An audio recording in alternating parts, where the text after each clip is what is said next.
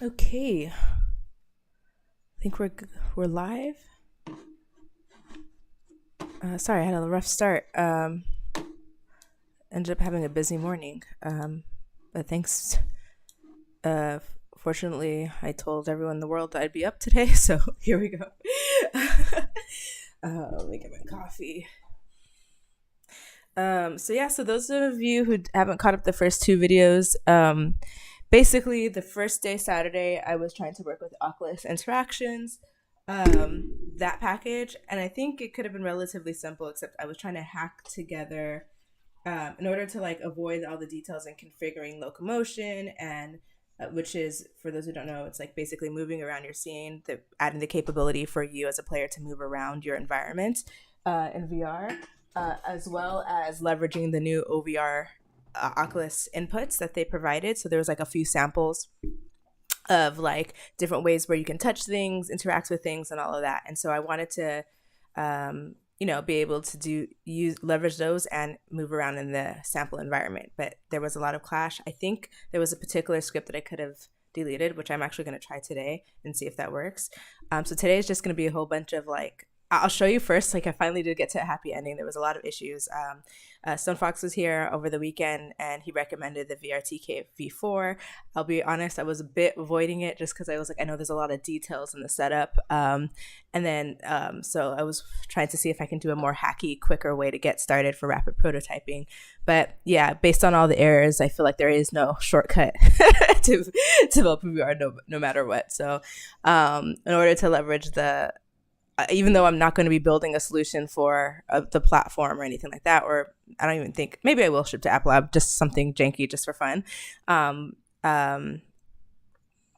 I think I was thinking about like the less I can do in the beginning, just because I know that the end outcome isn't, I want the return of investment to be equal or higher. And it looks like I'm going to be making a higher investment into details, but in the end, I could have more options and opportunities to take this project.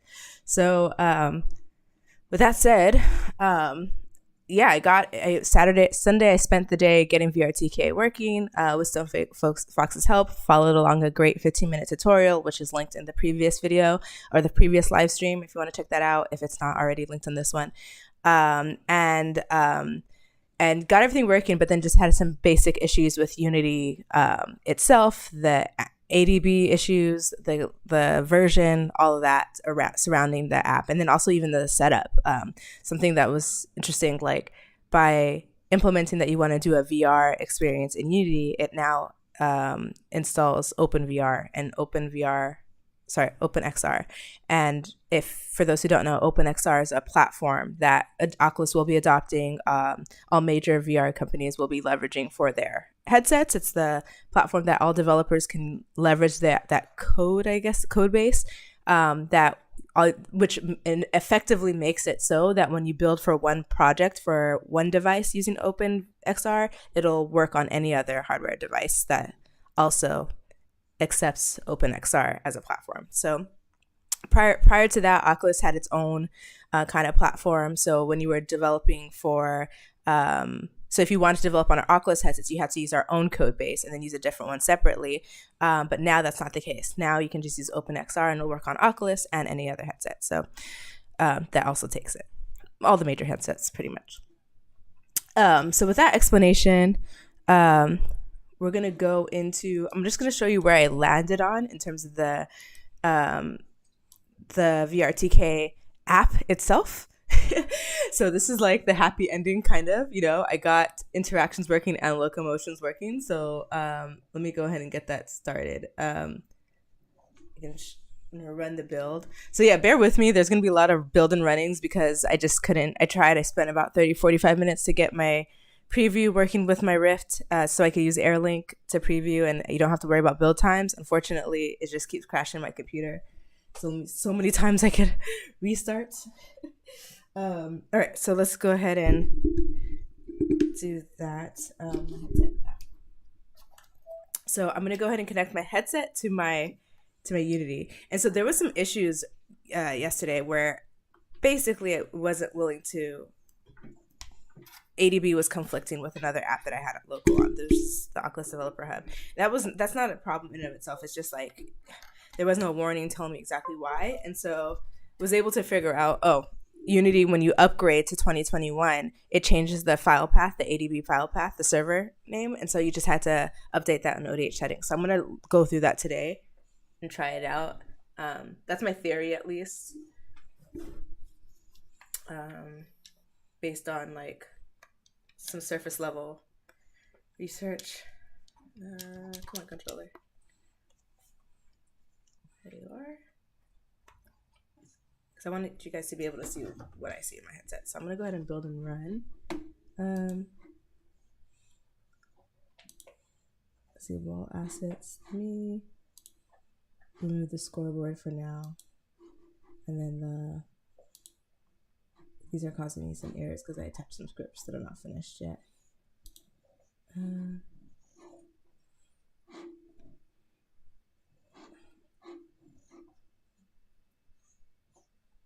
Let me see if it'll still build.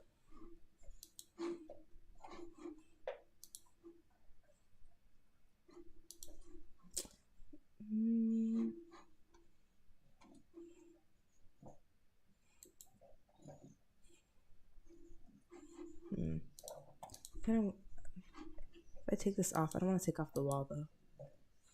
That's okay, we can take off the wall. Okay. Okay, so we're gonna go ahead and build and run, and then we're gonna check it out. So this is what saves. I'm gonna save. Yeah, I'll save the scene.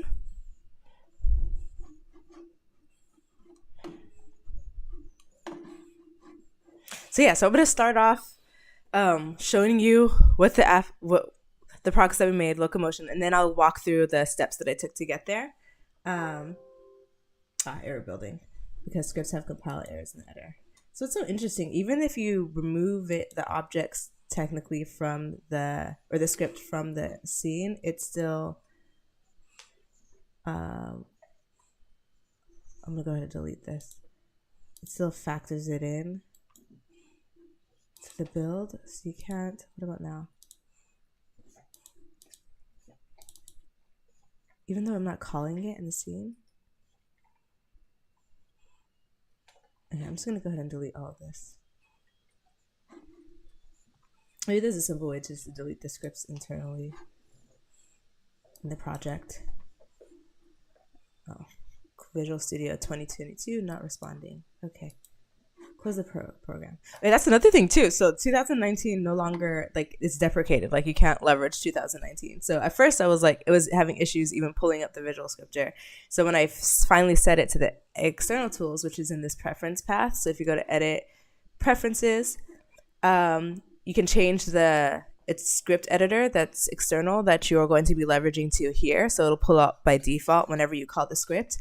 2010, it'll let you put 2019, but it's not until you use 2019 or open it that it will tell you that actually it's deprecated with Unity. Unity no longer works with it. So you gotta reinstall the Visual Studio 2022, and then and you can attach it via this preferences, external tools, external script editor flow. So that's great. Oh, that was figured out, but I was just surprised to see that. I don't know why, but probably something technically on the back end. So we're gonna go to the scripts itself. So we're gonna say asset wall hoop. Okay, so I'm just gonna go ahead and delete this.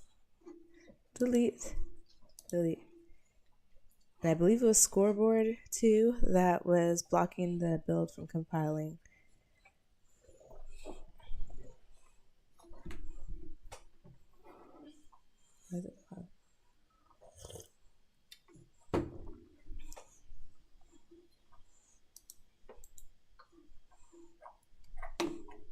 All right, delete. Oops. I'm not sure, need all the lighting I can get in here now.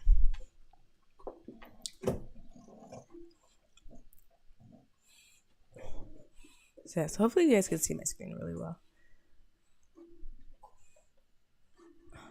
Okay, and then target, looks like I need to pull that out too. I was just like, I wanted to get through all the big kinks before the live stream so that way I could just move faster, which defeated the purpose of the live stream, but to be fair. But yeah, it's not a good user experience to just be waiting, right?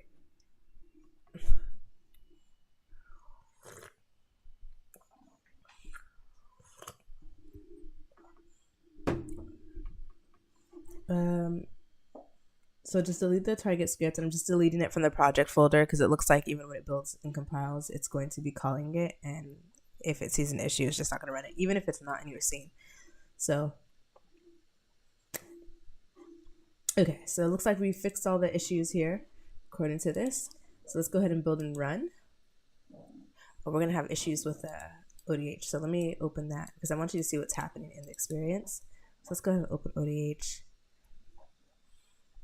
And we're going to try to reset the settings to this version.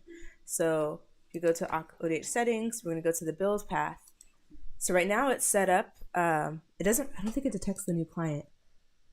Yeah, see, it only detects other ADB stuff, but it's not detecting the new ADB server that just got called with the new Unity 2022. So I'll like file a bug / tell the team. And then also we can manually do it. That's a good thing. So assuming everything is the same,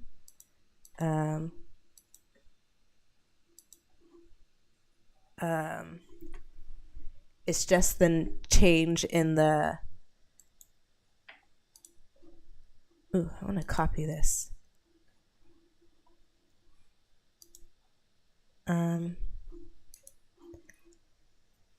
We just need to change out this version number. So it says 2019.4, it's .23. I think we need to change that out. So it doesn't look like we can manually specify. So we're going to go ahead and follow this then. C program files, Unity, hub. We're following this file path right here. Editor. Looks like it has all of these except for 2021. I'm wondering where that would be located then. So let's go to Unity Hub.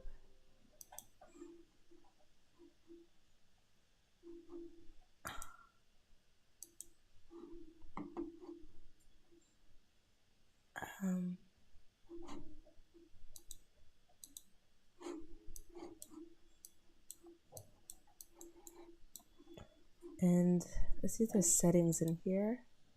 Preferences, installs, downloads location.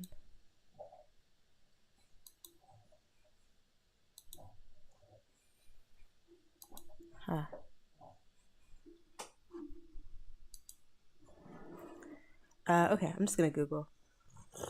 Or maybe it's in here. Add command line arguments, show and explore, remove project from list. There's no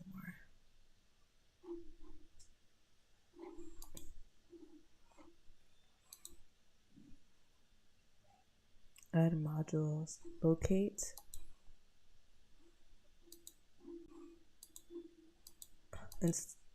Okay, here we go.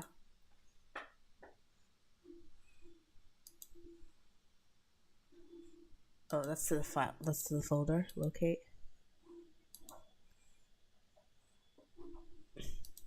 Install editor.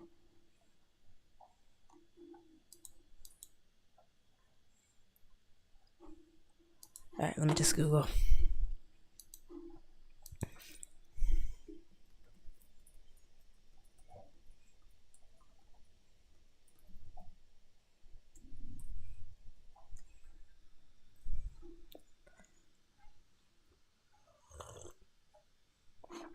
Okay, let's try it in Unity, I guess then. Is it also in the preferences?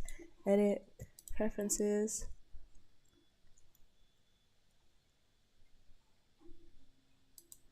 Here, yeah, it is here. Okay. I don't know why I thought it would be somewhere else.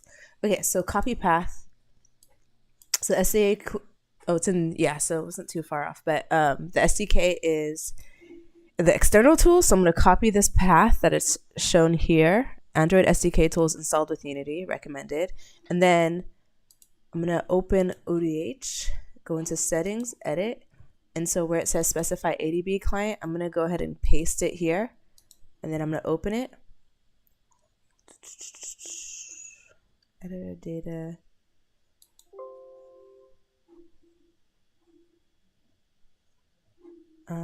Maybe it's in platform tools. Ah, shit. Let me see where, what does it look like, what the full name of it is here. Cancel.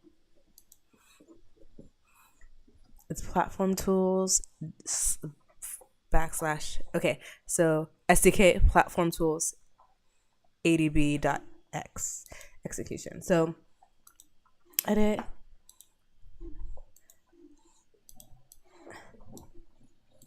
Add the profile, paste. Open. We're going to go platform tools, and then we're going to go to, oh, dang, it doesn't have the same end options. Maybe it's ADB. Open. Restart ODH. Okay, yeah, I think it was ADB.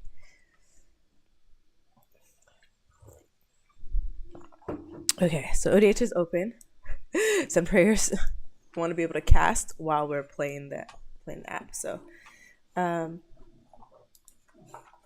file, build and run, save the scene as is.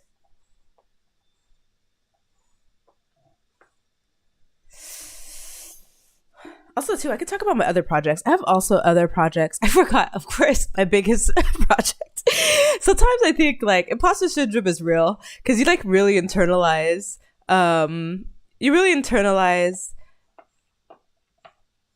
Like other people's perceptions. Like I think if you're very empathetic, I think I'm naturally very empathetic, or I'm very user oriented, especially being a product person, product manager, and like constantly having to anticipate or understand user needs as well as my colleagues and making sure all my diverse stakeholders are happy. You know, I think you just sometimes how you can be perceived, or if someone doesn't assume something about you or doesn't think something about you, or they are surprised when they hear something about you, I think I internalize that. And so I feel like, oh, I like maybe, I don't know. Anyways, I just like, sometimes I try to overcompensate by saying like, I always launch an app.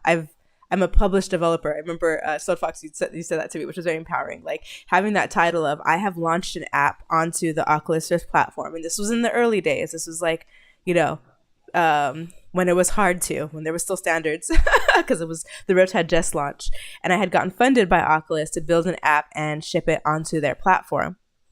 So that was like a big deal, like, and it was more money than I've never even made that much money in a salary. Obviously, in the grand scheme of things, if any other game developer was to get this money that I got, they'd probably see it as pittance. But like I said, from someone who's never made more than this, I've only worked in nonprofit prior to working at the company now, and self-employed. I just never seen that amount of money all in one go. So for just to make an app to the platform, like, was mind-boggling to me. So okay, so we have the build and run. I'll continue the story later, and then we're gonna test this out. We're gonna do device manager. Yep, it's connected.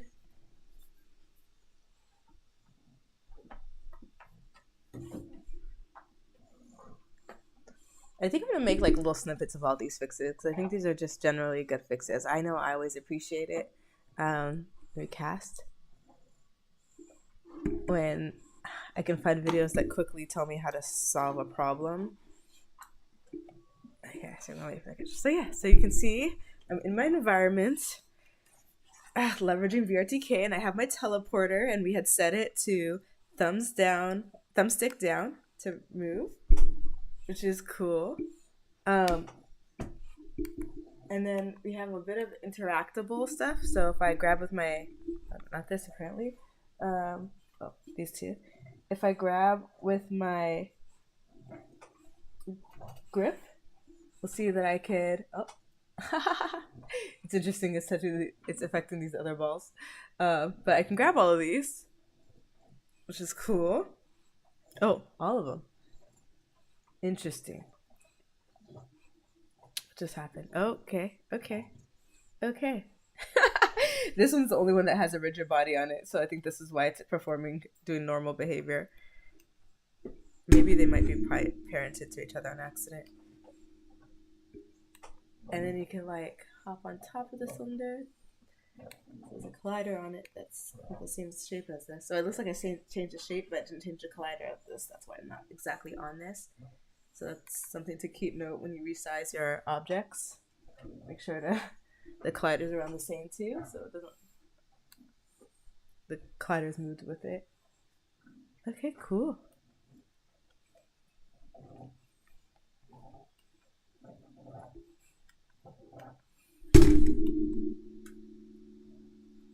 Oh, I stopped it. How funny. Okay. We want to be able to turn and pivot and all of that stuff too. So I'm going to add that as well. I think I missed that. But you can see my hands as well. So we're going to probably want to change these hands out as well. We don't like sticks is not it. But I think we can drag and drop the Oculus hands into this. Now I kind of want to play with the avatar stuff too. Okay. So we got that all in.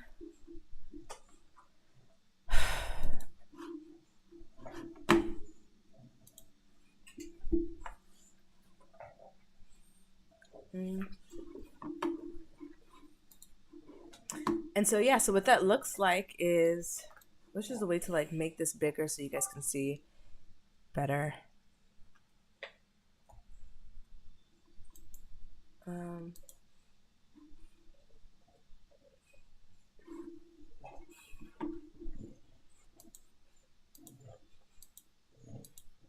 So that's the environment stuff. Oh, okay. So it's likely that, yeah, these ones weren't supposed to be interactable, so that was fine. The cube, on the other hand, oh, I knew it. I had childed all the objects, the spheres, and all of that under the cube, which is why when I touched the cube, all of those things got grabbed. So that was mistake number one. But fun effect in general. So I'm gonna like take them out of being childed, move them out. For those of you who are curious how this worked or what happened, again, watch the VRTK V4 video. That's what I followed along with. Any issues that I came across, where just make sure you finish the whole video. There might be little small details here and there. And like when you're adding the packages, make sure that they're not childed under the parent object, because sometimes when you just add a package, it'll just put it under one of these, depending on if any of those clicked, and so that will make something not work. So make sure that's taken out and it's its own line. Yeah, and then I think that was pretty much it. I'm trying to remember if there was any other mistakes that I made. Look this. Okay, so now I want to try to add, let's see if I can add hands. So you have the left controller alias. I also want to like be able to turn right and left. So maybe that's probably in more of locomotion. So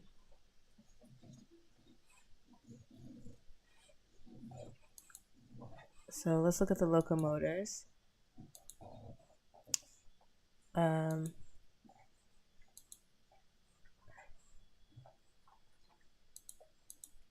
I see okay, so locomotor for teleporter. We might need a locomotion for just, maybe there's another type of teleporter. So I'm gonna go into Tilia, prefabs, locomotions, teleporter. Okay, there's instant and dash.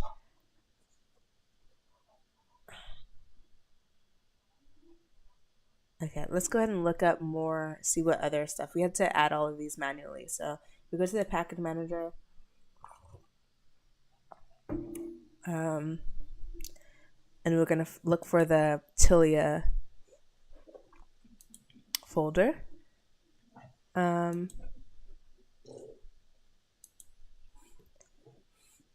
then we want to add more packages. Let's check that out. It might be in, maybe it's in my my registries. No, Unity registry. No.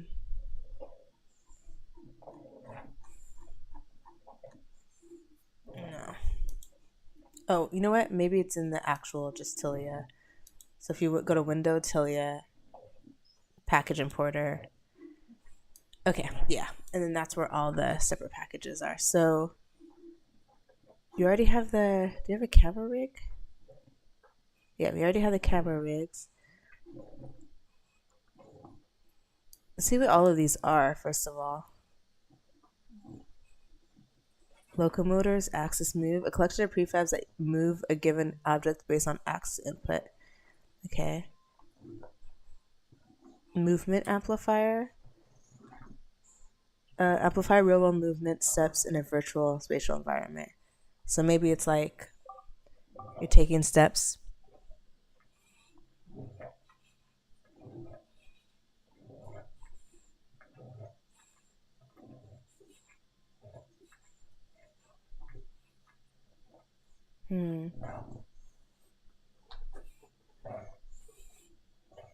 Movement, no climbing, axis move. Okay, if it's not there, then let's see if it's maybe in the script.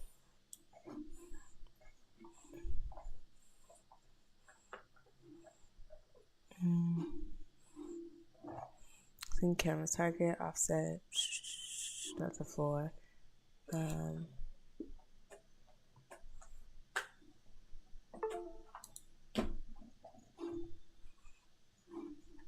Tracked alias. Mappings. Maybe to the mappings. We're going to do input actions. Right controller.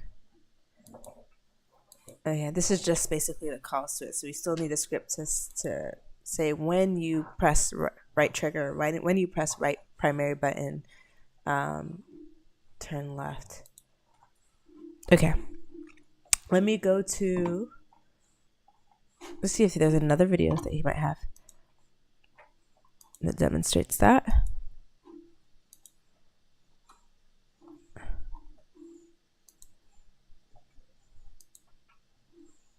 Or actually, we don't have to do that right now. Let's go ahead and try code. Let's just try code. So what I want to do is I'm gonna add the wall back. I want to make a wall, or maybe just to get the functionality in, I'll just start with a wall. And that anytime an object touches that wall, it moves the score up. First was gonna be a trash can, which we can make next easily, but let's just start with the basics of the interactions, which is object touches another object, which is the target, and a score goes up. And then I'm able to see that score in the experience. So we're going to do that.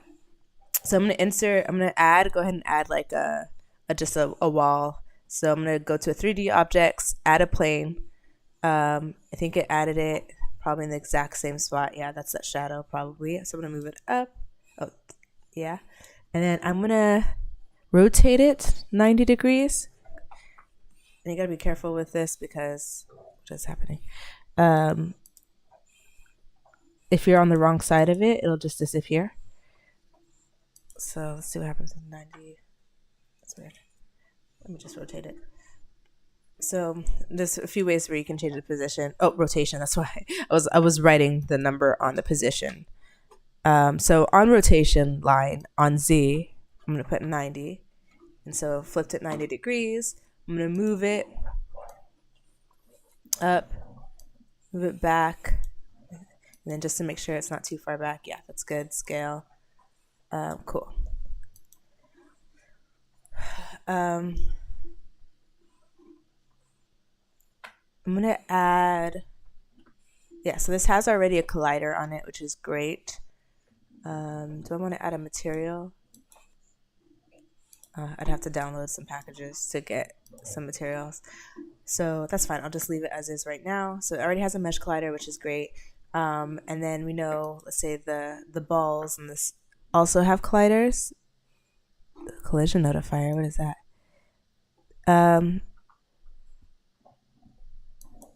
This might have, looks like this might have collisions already.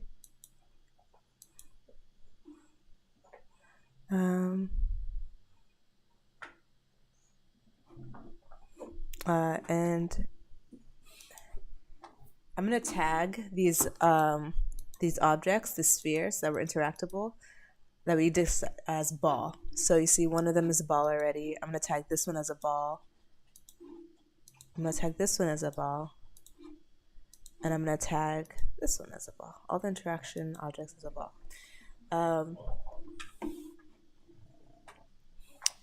Okay, cool. So we're gonna make a score manager. But we should add some UI. Let's add some UI first. Text Mesh Pro.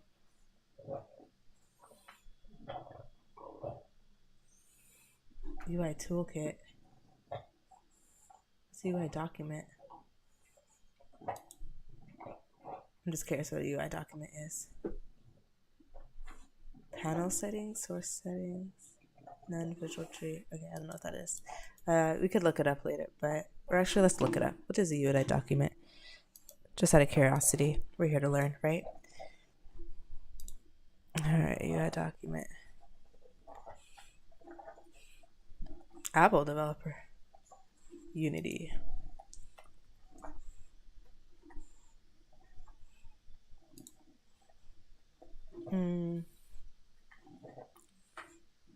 It reports whether a game object has associated behavior.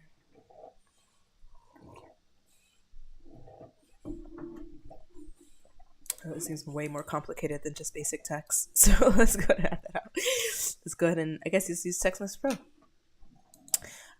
So anytime you're adding text, it's gonna add like a background canvas, and it's always going to be crazy gigantic, as you can see, and then it's really easy to lose yourself too in it, because for example, let's say you click on canvas and you're here. Well, here's not that bad actually, but sometimes you could just lose your space, and you might get too far. You don't know how to get back to your place, or you get lost in your scene.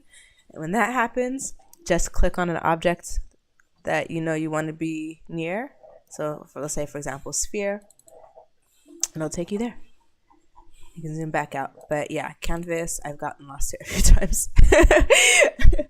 So we're going to change all of this. I think we want to change the scale. First, let's go ahead and, also to the screen space overlay. So basically what this means, it's like formatted for like a mobile phone.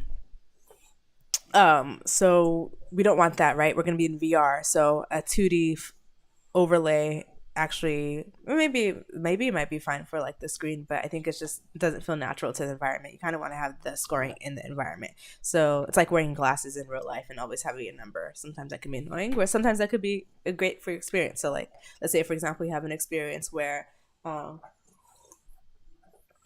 like, you know how they do like these like covert operations where like they can see time, I don't know, like, or like futuristic kind of stuff. Maybe you want to do something like that. But for a basic scoring system, which we're going to do, we're just going to set it to world space. So this is a long roundabout way. And looks like you have to add the camera. So I'm going to add the camera in our scene, the head camera, which is also located under camera rigs, Unity XR, under camera FSOT, and you see head camera. We can drag and drop it there. We'll just pick it from the drop down menu. And yeah, let's resize this canvas. So right now the scale is gigantic. Let's do 0.03, 0.03 on scale, and then 0.03. And then let's change the location of it back to where everything else was, which is 0, 0, 0, 0. So now it's back to our home base. And now you can click on it and it'll take you there. Canvas is still huge. We're going to rotate this as well. So rotate it. I think this is the x-axis, so let's try 90. No, that was wrong. It was the Y. Yeah, the Y. And we're going to move this up because we want the text over the wall. I'm going to move this back. And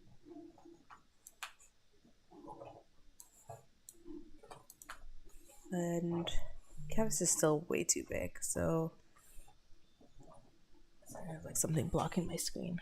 Let me Untitled UI. I want to change the size of the canvas. The text is fine for now. Let's move down the canvas. So let's just do a manual scale for the canvas. So I'm gonna click scale and I'm gonna take it down at the side, take it down at the top. Okay, looks like 0.01. Let's add a second zero. So 0.03. How about that? 2 zeros. 0.003.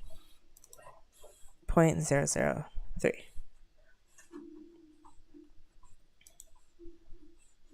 Okay, great. I think that's a good size.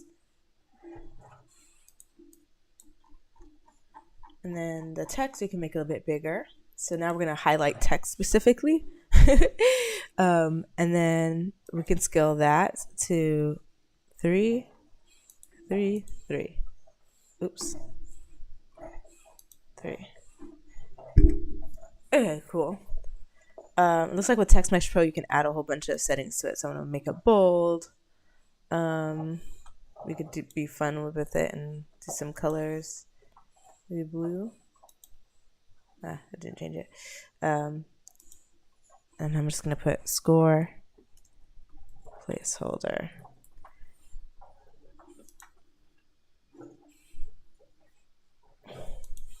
Make the font. Yeah, there we go. Okay, cool. So now we did that. We added that. I'm going to add a script to this text. And this is where things are going to get interesting. Well, first, let's actually, I'm going to add a separate one. So I'm going to add a new game object.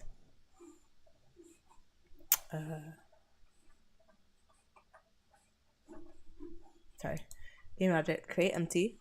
And then we're going to call that score. Manage it. And then we're going to add a component. We're going to add a new script. I'm going to call it score keeping. Yeah.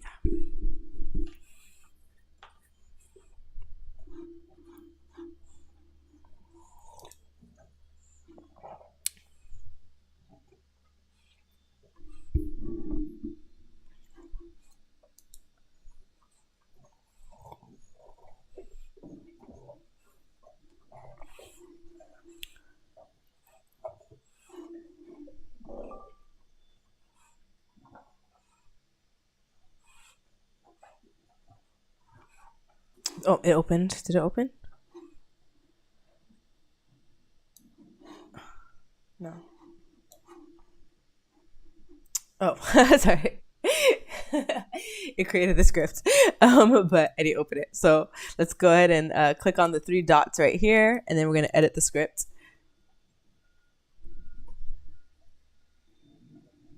I need to go back to all these videos and like organize it by sections.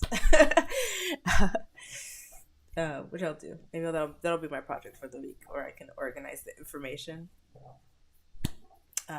So if you want to ever go back to something really specifically, or if you have a specific area that you wanted to see how things work, then you could just go directly to that section. So I'll do that. Okay, so we're gonna do score keeping.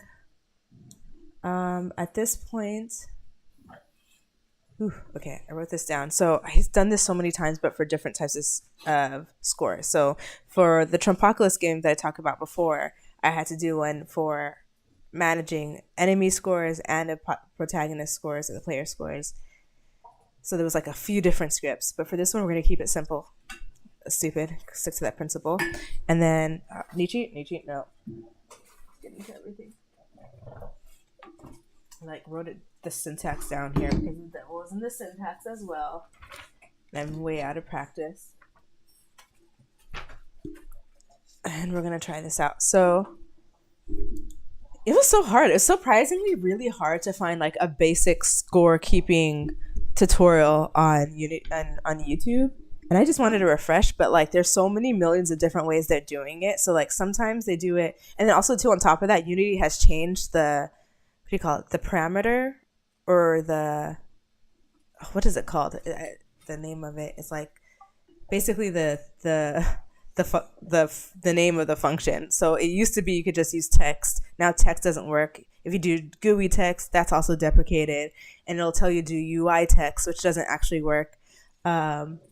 So that was the hardest part for me. It was like, okay, what is the syntax? Like, what is the actual latest up-to-date syntax that you use just to call or reference the text in your app?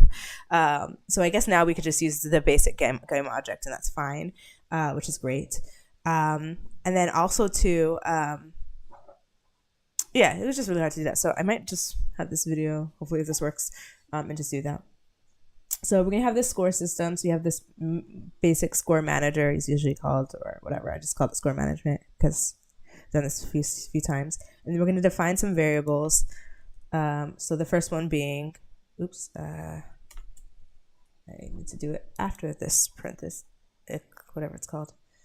The squiggly lines, ellipsis.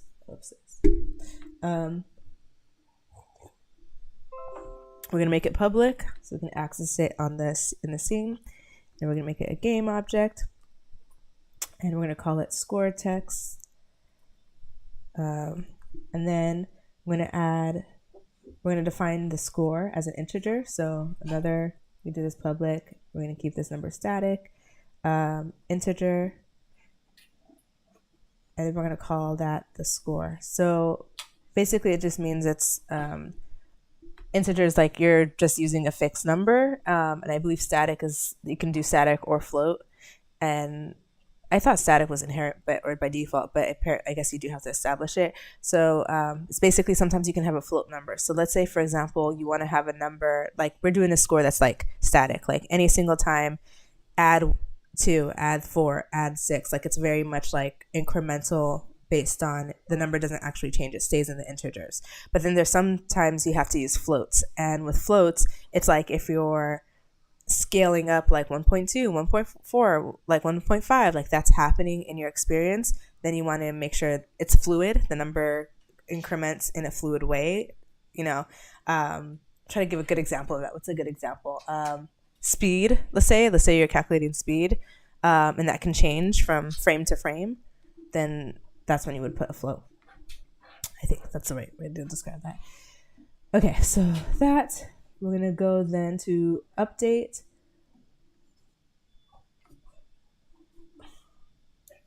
And anytime you update something, so every frame, check for this.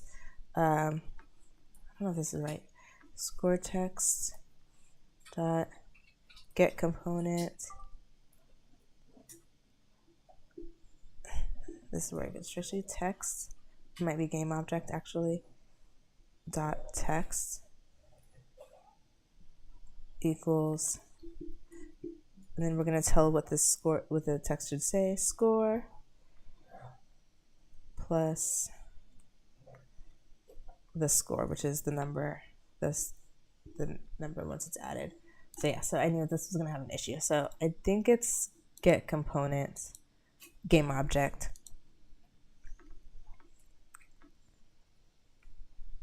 I think it's that. No.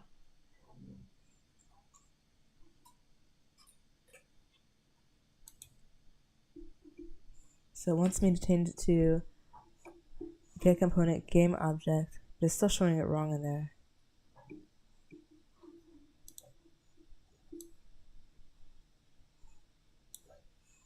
Maybe I didn't capitalize it. Oh, here we go.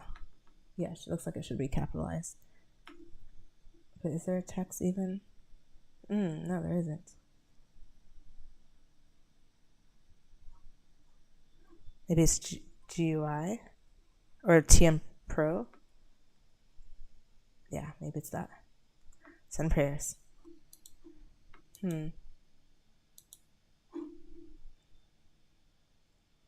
Get components.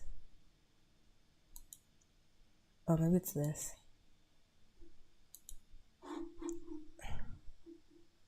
This is where it gets hard. Figuring out what the right syntax is for it. So but is used like a type of, I think it should be, maybe it's GUI.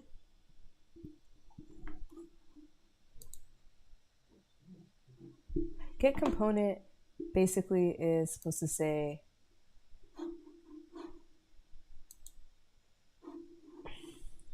we want to get one of these components, which is TextMesh Pro.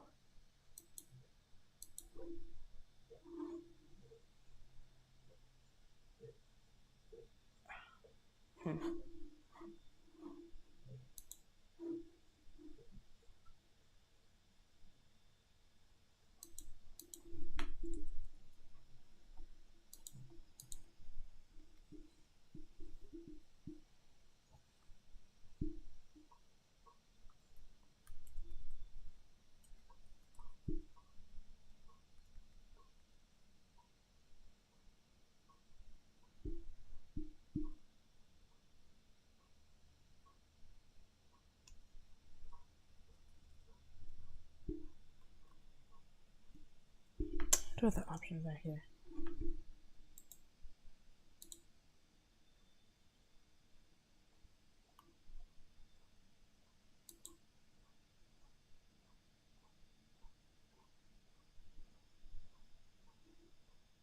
Oh, this is killing me. It wanted to be this. It should be get component, whatever this game object is. Score text.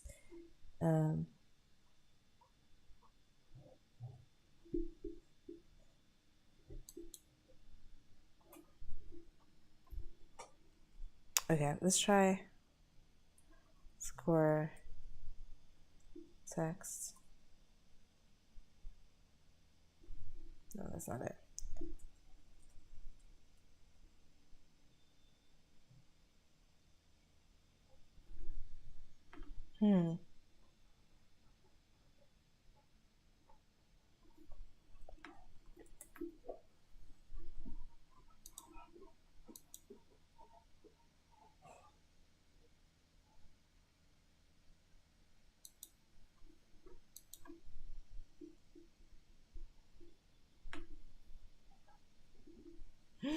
He's gonna kill me. Alright. Let's just try what I had written down. Text.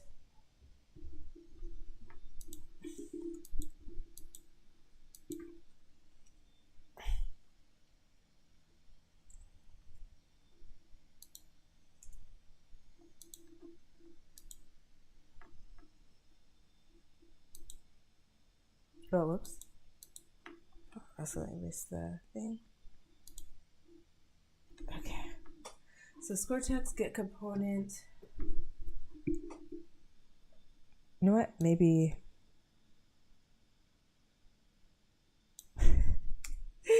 just take out get component.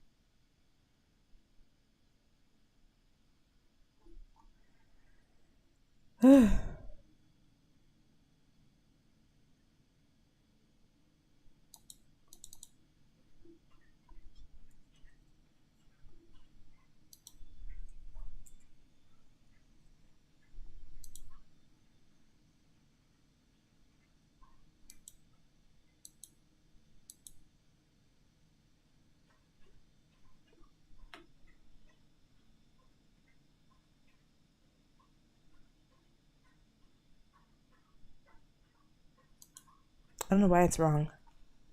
Get components.text. Okay, so we'll just leave it there. It's probably something that's deprecated, but I don't know what that is yet. Oh my gosh, if it was a, do you think it's ellipses?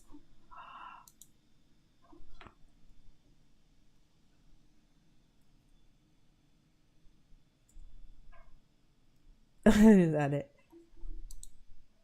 No, okay.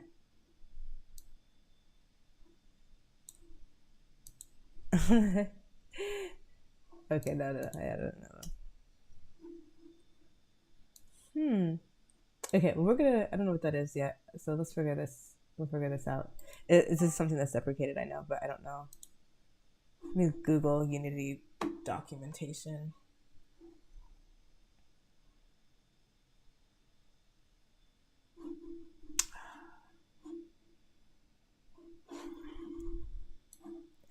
Okay. Unity get component text. Oop.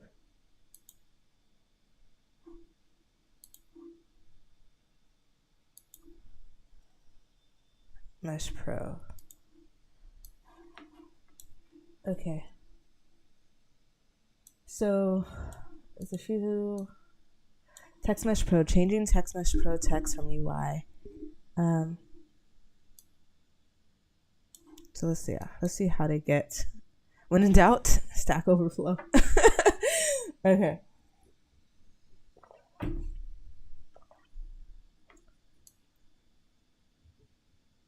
What you do, text object, get component, Text Mesh Pro. Ah, okay. So it's this.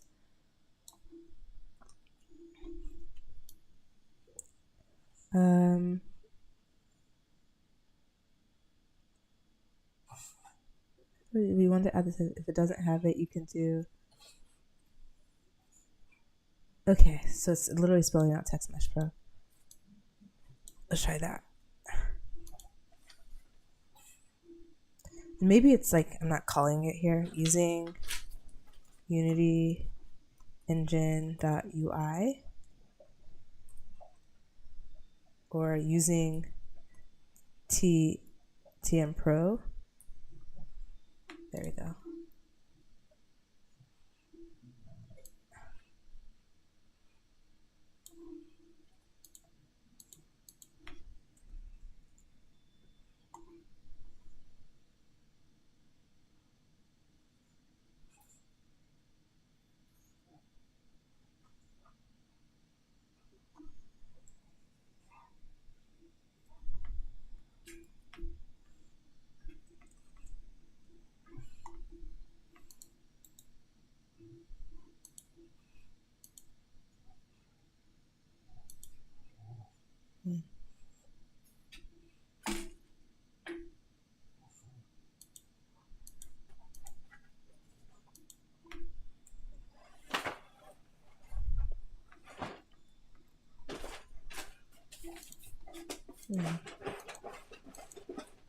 We'll get component wrong. Score text is the game object. Get component, Text Mesh Pro. Maybe I have to build it in another. Okay, let's just go ahead and build a component. Maybe because it's recognizing there is no component. File, save, and then we're gonna add another script, and that's going to be for Nietzsche. No, Nietzsche.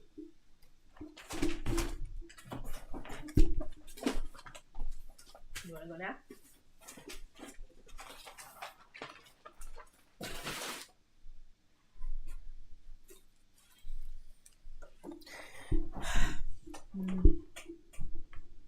He's another distraction. Oh shoot, you can't even see me. How long was that going on? Oh my gosh, I'm so sorry, people.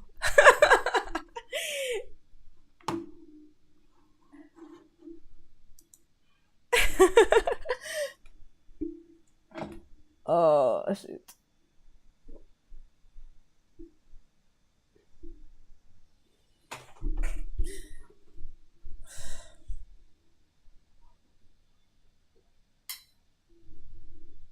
Yeah, you could tell he's like all about trouble right now. It's the camera. This is his trouble face, his troublemaking face.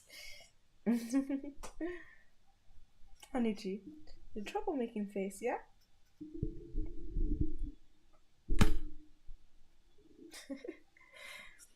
I used to think bulldogs were ugly. Now I'm like, okay, I get it now. I didn't mean to have Nietzsche. Okay, the method which is not valid in given context. Well, man, you're not giving me anything here. Oh, maybe that's what I'm forgetting. Brackets.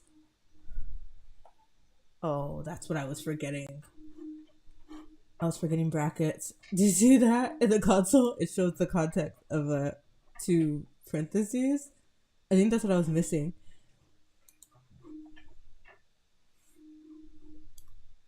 See, devil's in the syntax. Parentheses. Oh, there we go. Oh, snap. Okay, I'm gonna probably delete the last 30 minutes. I hate when this happens, but I love that I find it. Ooh, that's a rush of dopamine. Okay, thank you, console. Finally did something. You better like. That should have been the recommendation here. I don't know why I didn't give it to me in Visual Studio. Okay, so the script is up and going now, thankfully. And also it seems like using TM Pro, calling that out was important as well.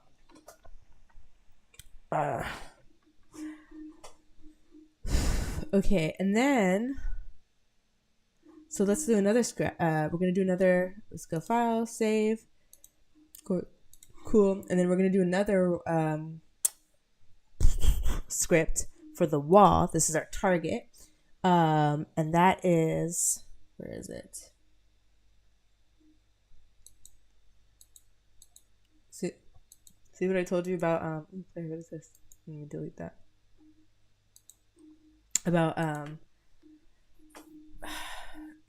adding stuff can parent child things. Okay, it is this. Okay, so we're gonna add a script here. Add component, new script, and this one is gonna help us. It's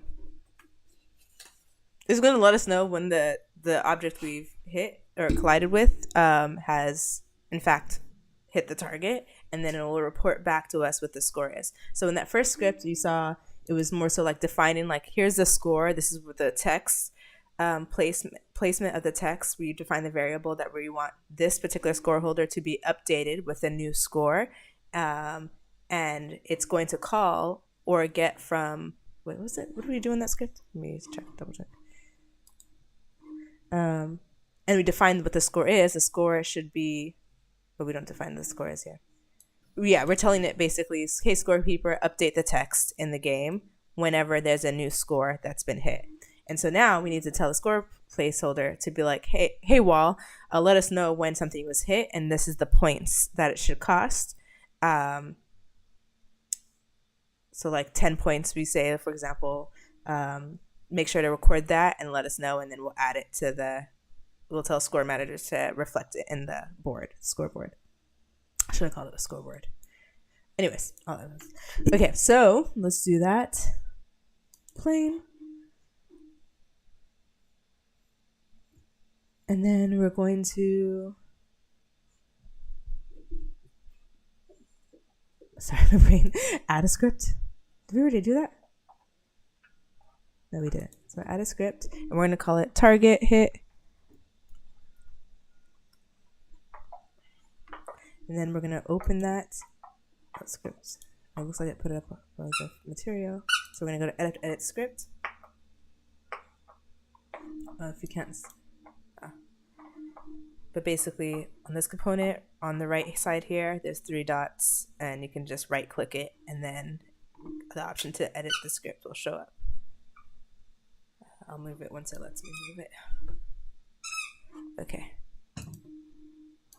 So as you can see here, you can't still see. Stop it, Windows. Listen to me. No, stay there. Okay. So right clicking here, these three dots.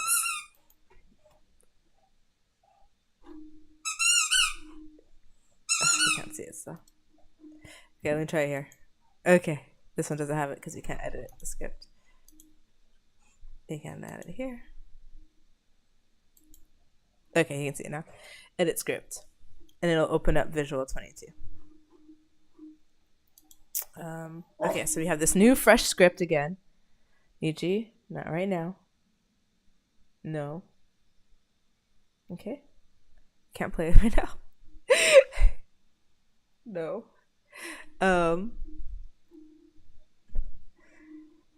All right, so it says on start. So this is gonna start. So with this framework, with this syntax means like the base that it gives you is like void on start. So at start, like when the app turns on, it's like the second frame or the first frame. Start is called before the first frame update. So when before the first frame update, it'll run the code that's in here. And that's the code that you only want to run once at the start of the game. So that's like instantiate all these objects, or well, that'll happen naturally anyways. But maybe you want to have the score start at this point or whatever. So you're going to call all those functions there. And most of the stuff, as long as it's an environment, you don't need to code it. But sometimes there's some things that are not in the environment that you want to code to have to start.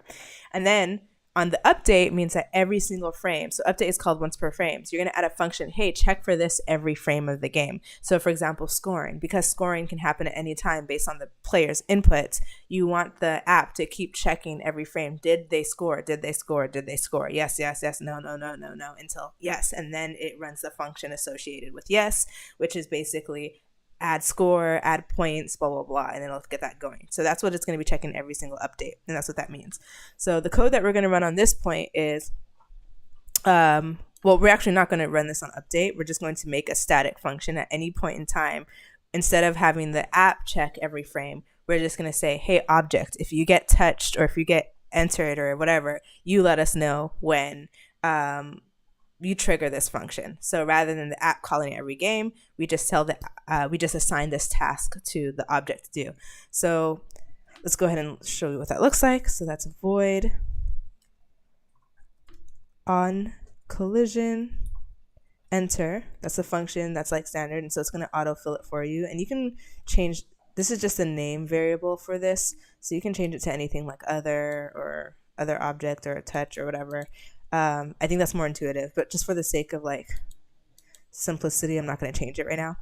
And then we're going to say at this point, call from the other, what did we call the other script? We call it scorekeeping. In scorekeeping, check that script and update the score. Plus equals, tell that script, hey, hey manager, the score has now just been upped by, we'll say 50 points. And some people do a destroy. I don't know if it's necessary to do destroy. I'm not going to destroy the game object, but if you wanted to, I could just put it down here. It's just pretty common where like, yeah, if you have a, oops, yeah, game object, you could do that, but I'm not going to do that yet because we only have one object. I just wanted to get the text to work. So let's see what happens here. Let's try this. So file, save.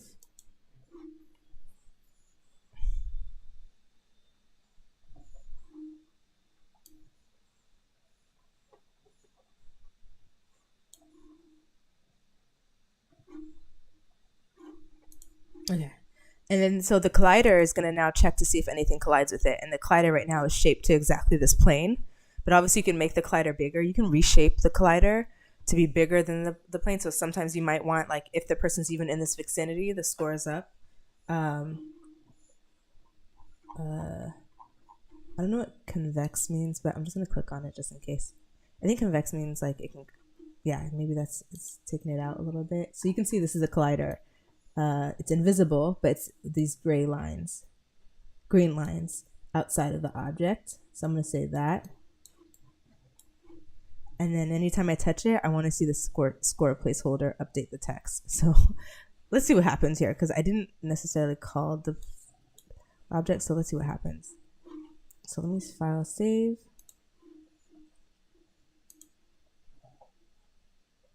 Target hit.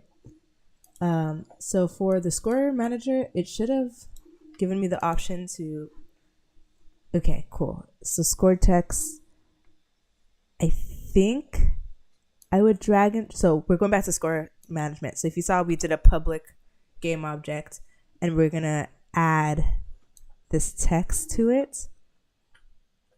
We're going to say this is the text that you need to update score manager. So that's what we're telling it, because we wrote in scorekeeper like public game object score text. We're going to let it know that this is the text that you need to update. Okay, let's try it. Say it. I say a little prayer for you.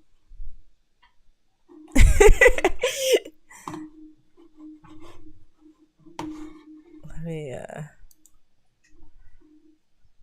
oh, whoops. This has been private this whole time.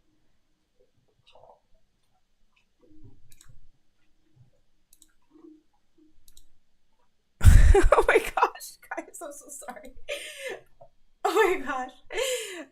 This has been private this whole time. I'm sorry, I was streaming privately. No. But actually it's good because it was a journey. Oh my gosh, I'm so sorry, everyone. Yeah, I've been streaming for the last hour-ish, and I didn't realize it was private this whole time. I was wondering, I was like, dang, nobody came through. A lot of people are saying they're gonna come through, but it's all good. Yeah, okay, well, it's okay. I could do this again, and then it'll be a lot smoother this time anyways. So yeah, my bad. Okay, well, let's see what happened anyways in this whole time, this period. Maybe it'll show you the last hour now that I've made it public. Let's run this build, file, build and run.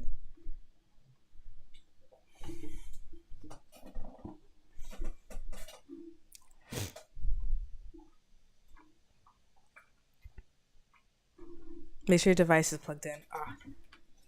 My headset is off. Let me turn it back on. And inside the headset it says allow US debugging. Every time I pray I'll always allow, it just loops. Endless loop. So I'm going to turn it on. Or just say allow. Okay. And then file, build and run again. I should have just pressed retry, but whatever. And then the ODH.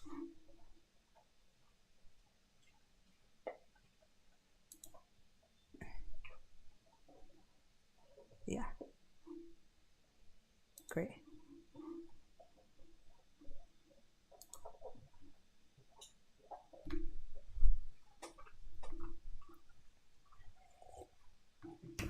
Oh man, why did I say 2 errors? It means I have to make a new folder. Proximity sensor is on. I want to keep it on.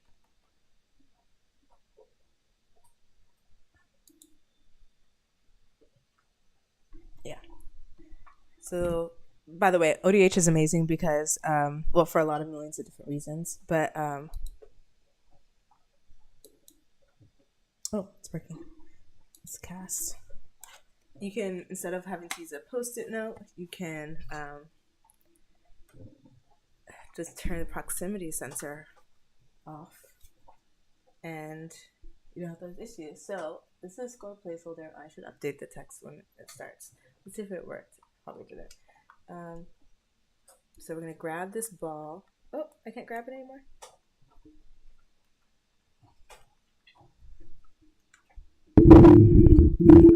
Grab this.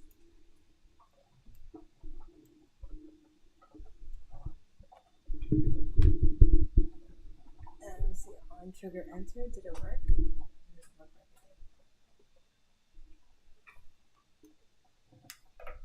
No, it didn't work.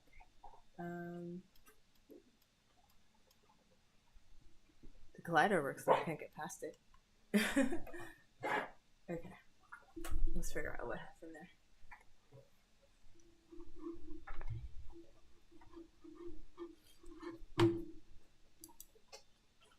Oh, you guys couldn't see. Oh, today is not my day.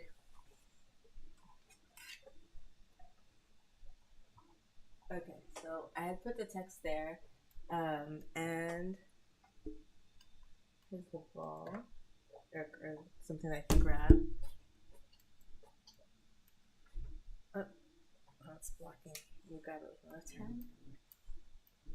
So what it's supposed to do is every time I touch this, the score should go up, and it's not updating. So there's a thing happening there.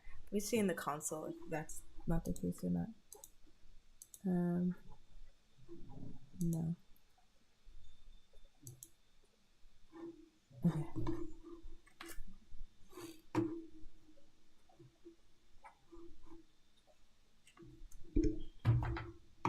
See what happened there. So score management. Maybe it wasn't. Maybe try Canvas this time.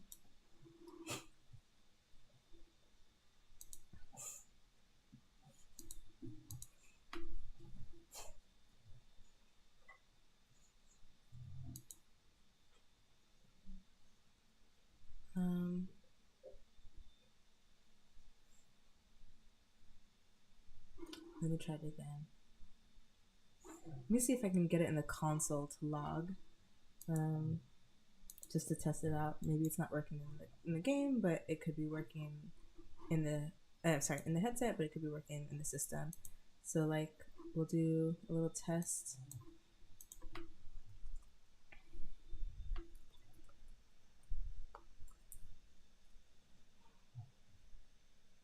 Forgot to do console log.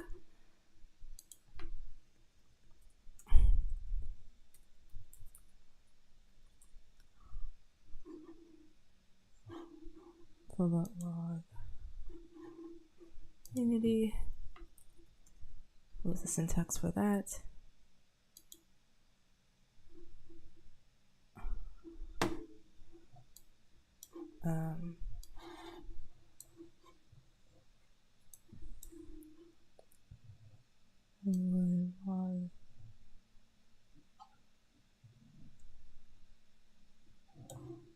This is the game object debug.log.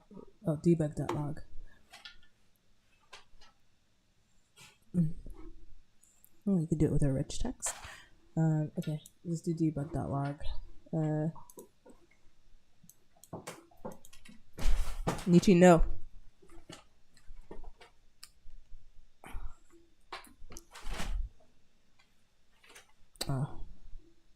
Was it parentheses?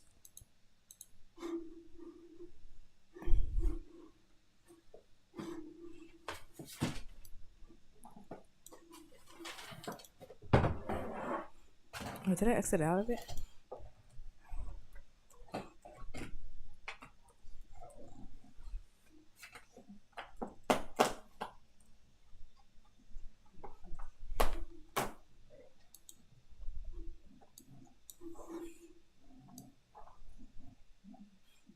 No, parentheses.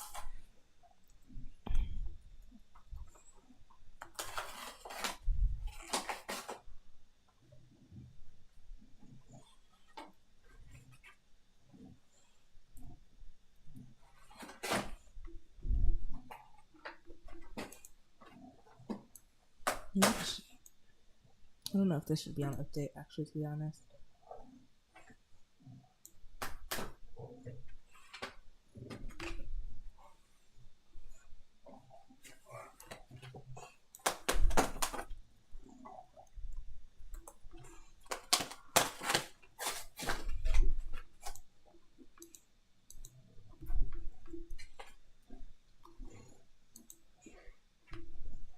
What's a capital? Oh.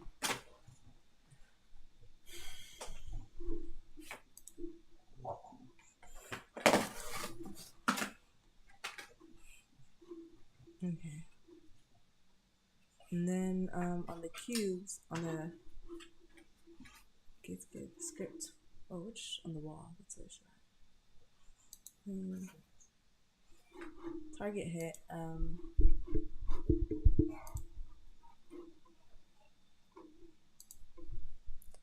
Debug It's always good to also add these just because you want to see if the function is working, but it can help you deduce whether issues went wrong, and I forgot to do that. Score.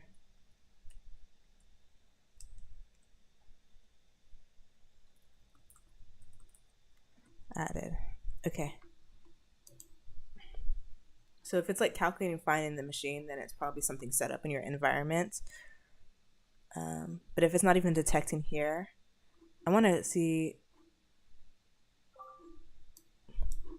is it even detected? So debug.log, is collision detected? That's another thing I want to check, because maybe that's the issue.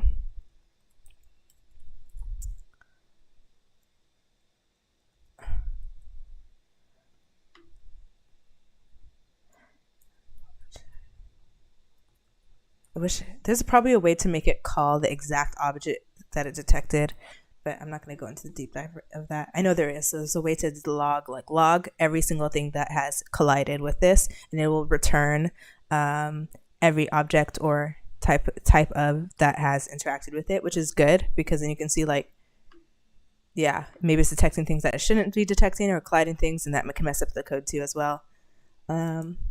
And I'll just debug without log here, nothing detected.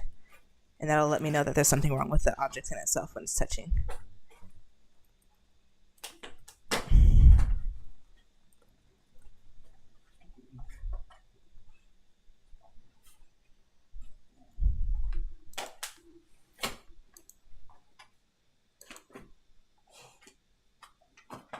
Oh, maybe I can do an else. If this is where you do, if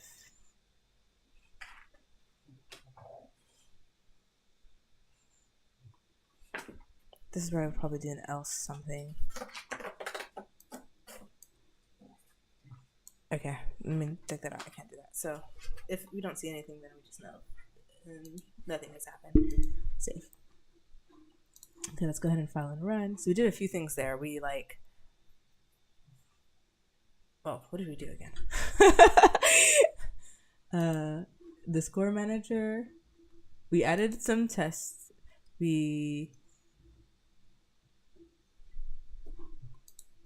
also changed we switched out the component. So instead of directly calling the text, we're calling it the object in and of itself that it's childed under.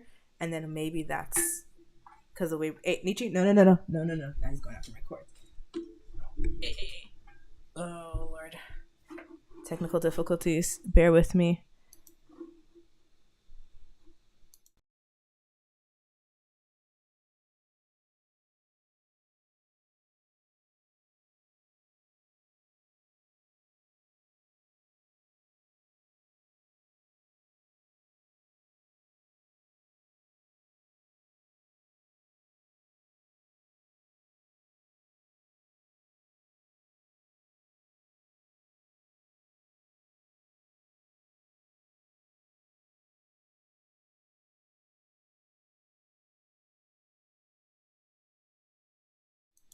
Okay.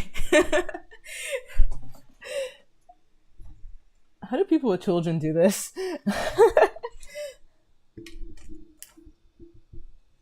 Okay. Okay, so let's build and run. So like I said, we changed the canvas to be the game object that it's connected to. So let's try that as well. So let's go ahead and build and run it. Yes, let's save the scene. We're casting, which is great. Let me find where it is. It's probably hidden behind here.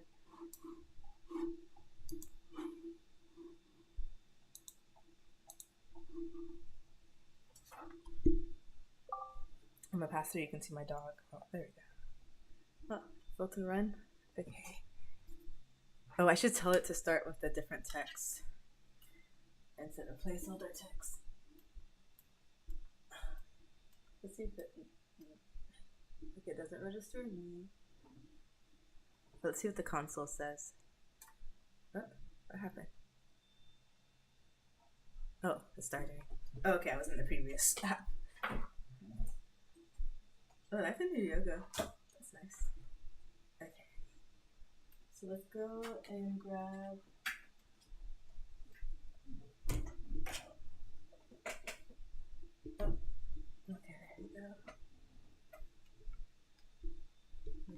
hold it in my right hand. Okay, still not detecting anything. And it could be a collider issue. So let's check to see what issues came up in the console. Oh, you know what? Because it can't run it. Oh, let's see. Oh, we can run the console in ODH. Let me see if I figure out how to do that. Nishi! Stop!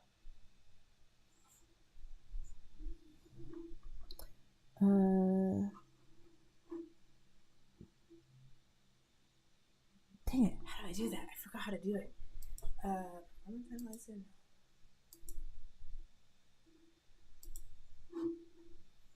Okay.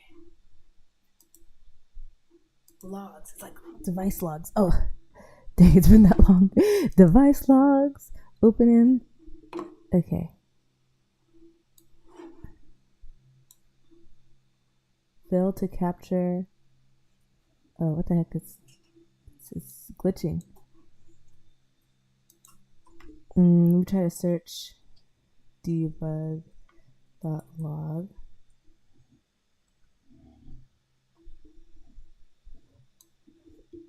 I'm gonna go ahead and freeze it. Let's pause it.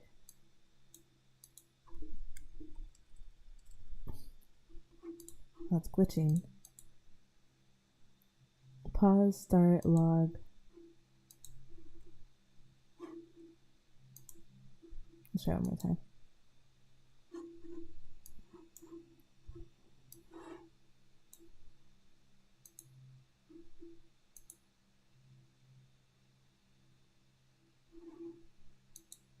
Okay, I'm gonna pause it here. Scorekeeping. Read fail. There's a lot of crashes on the back end. Failed to capture mini dump crash. Scorekeeping update. Null reference.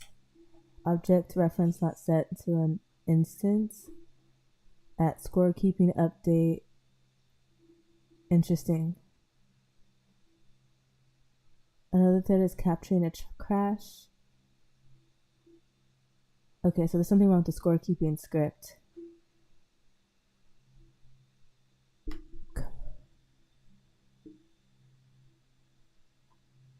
Okay.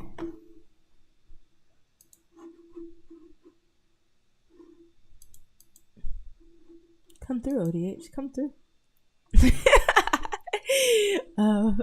There's an issue though.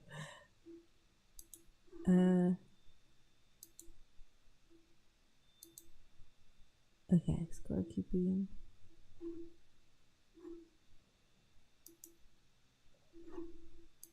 Let me do a virtual burst. So game object score text. It was. I thought I did. So something on update. Yeah, I don't know if I want to do it at the start of update. Something feels weird about doing under that because it doesn't need to check for that every section. So let me see how I did it when I did it the Trumpocalypse. Let me find that. I think it was its own function of just like update the score. Dang, coding is really like learning a language. You don't use it for 3 years, you forget how to speak it completely.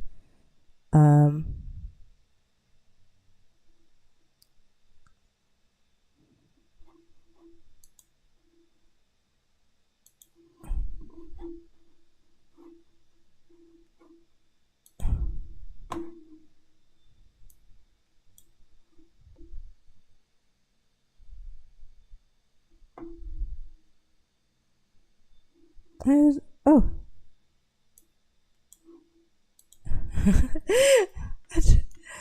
Jessica. Oh, Jessica. Sorry I missed you. If I missed you. Yeah, seriously. He's normally I would put him in boarding.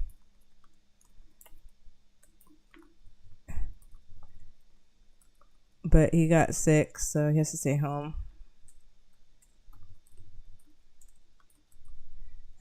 I need to leverage sitters. But damn, the cost is high.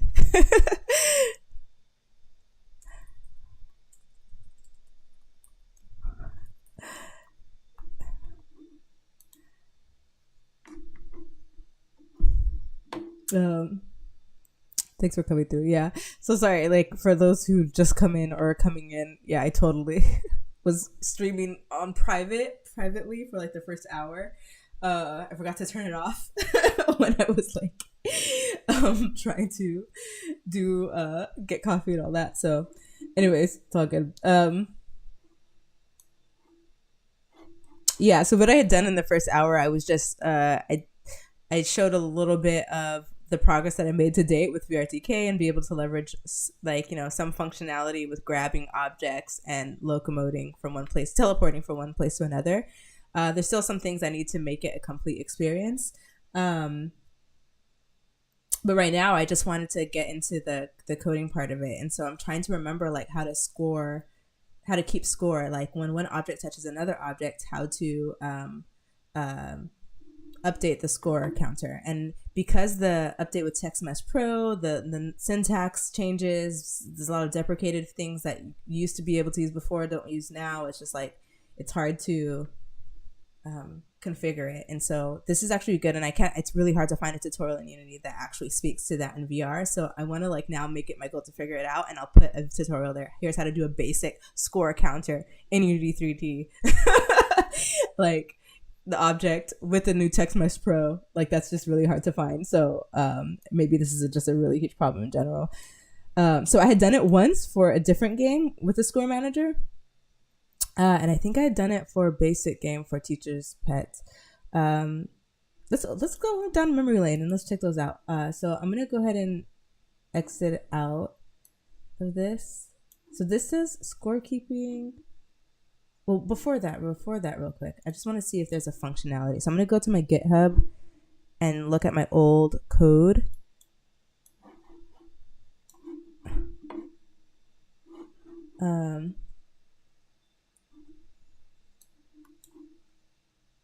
I think I did it very...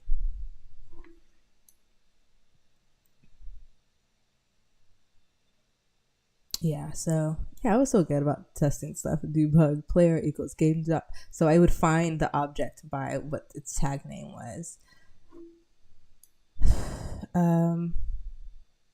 So void on collision, it's a collision.game address. I think I'm gonna do that. I'm just gonna call rather than just on collision enter, if I'm gonna call the game object by the tag. I think that would be easier. So let's go ahead and change that. So that's on the target hit. And on target hit, I'm going to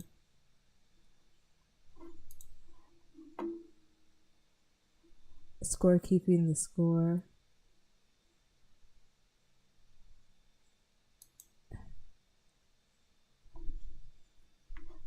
So game object detected.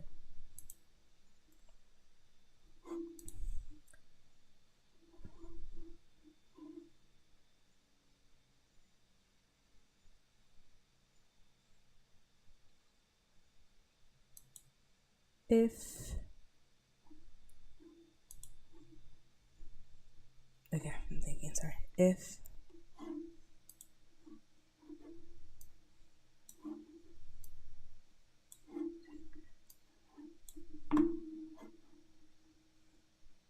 where did the little script go? Alright. If collision.game object.tag equals, I'm gonna call it ball this time because I do have ball tags. Then we tell it to up the score to 50. And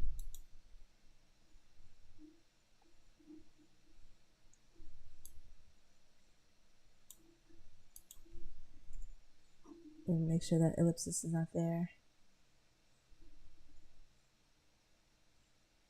And make sure you add another ellipsis for that just in and of itself.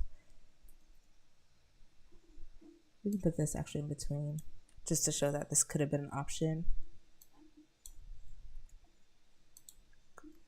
because I'm planning to keep it on my hand anyways. Okay, what is it saying? Collision. So that has to be. It doesn't like this. I think I just need to capitalize it. Nope, that wasn't it either.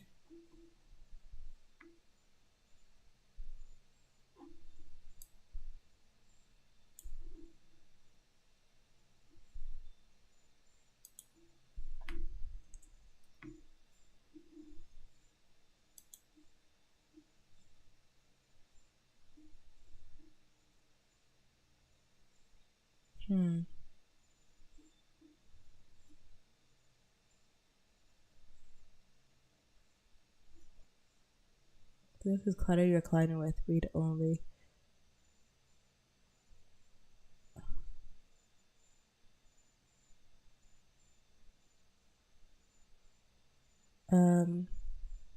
Collision dot game object. Oh, it wants me to capitalize it. Okay. But then now it's giving me more issues.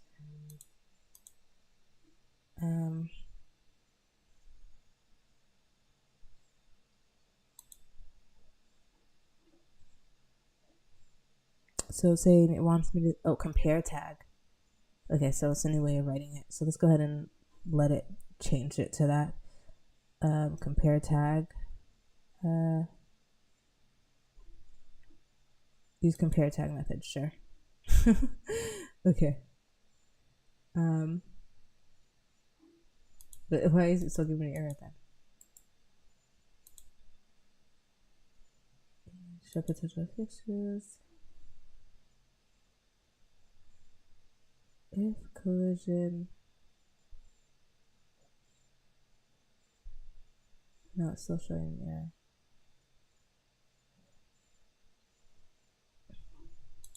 So let's try not spacing it. Maybe it's an extra parentheses. Oh.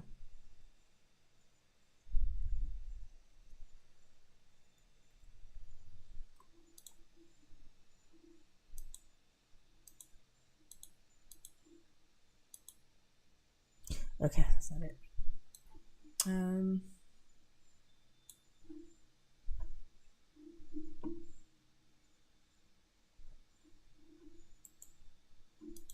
Okay, so that's not working. It clearly worked on my previous. On collision, enter. If collision.game, maybe because I have collision defined here. Game object.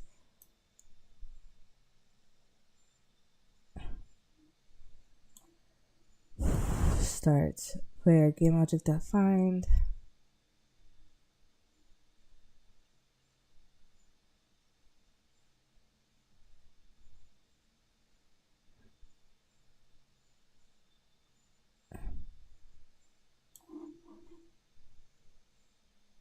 Oh, maybe it doesn't need parentheses. Okay.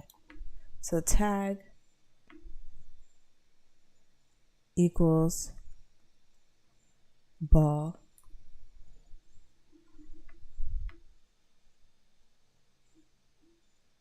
I'll keep it lowercase. Okay, it's fine. I paid too much attention to those dots. I thought this line was an error, but it looks like it's just saying comparing tags using equals inefficient. Okay, well, clearly your way sucks too, sir. Or ma'am. or person. Said with respect. Is there like a non-gendered way of saying sir, ma'am? Pardon. I guess you just don't address the person. Okay, so and then for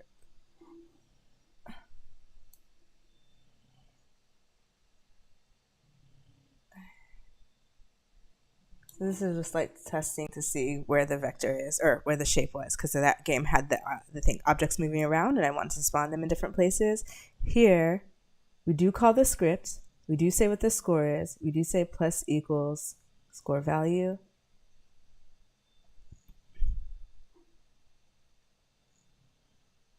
Okay, so let's see if this works. File, save. And it wasn't, did I have this? Yeah, I don't have this on save. And then for scorekeeping, I'm gonna go to back.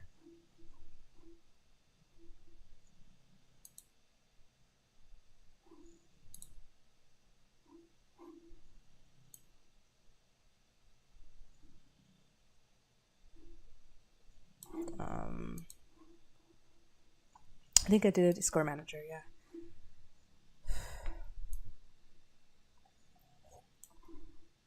Oh, I did use it on every, I did call it on every frame.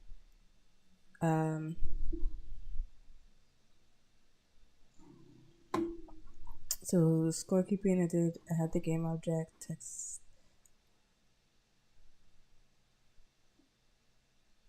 Okay.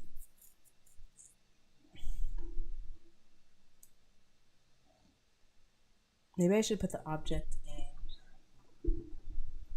the other script. This one has it. This one doesn't have the game object declared. So void update.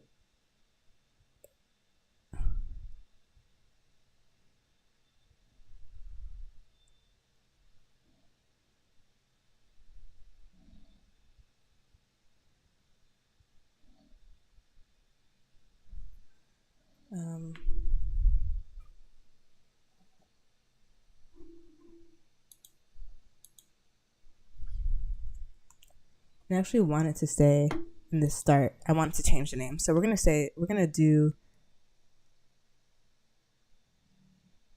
score text. There's something wrong with the way the score text is using, I think. Equals get component. What is the name of the score text? TextMax Pro.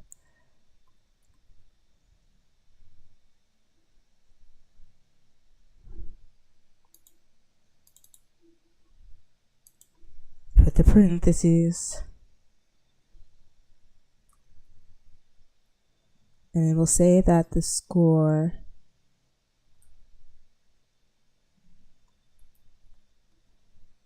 equals 0 at the start.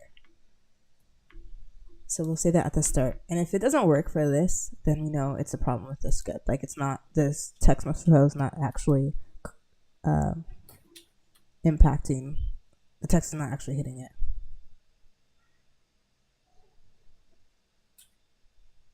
Cannot implicitly convert TM Pro, TextMax Pro to Unity game object.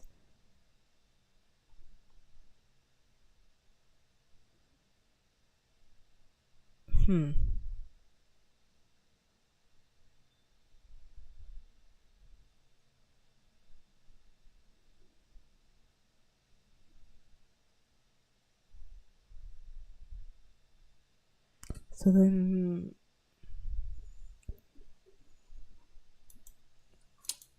is it UGI?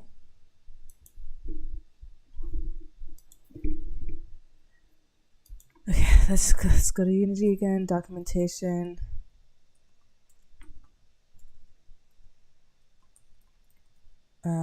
And we're going to figure out TextMax Pro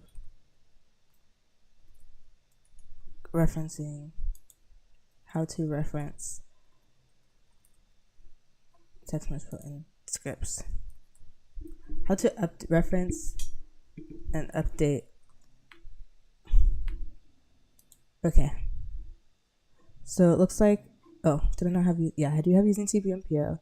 So public test. Oh, okay. Okay, so public, it's not a game object then, it's text press. Text. Oops.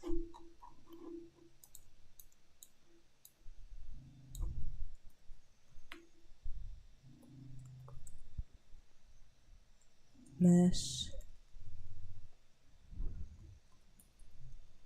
Pro UGI.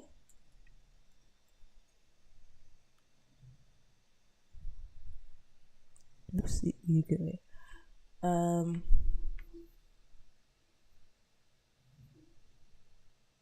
Okay.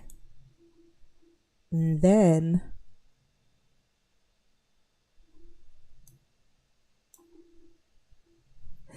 void start text square text dot text.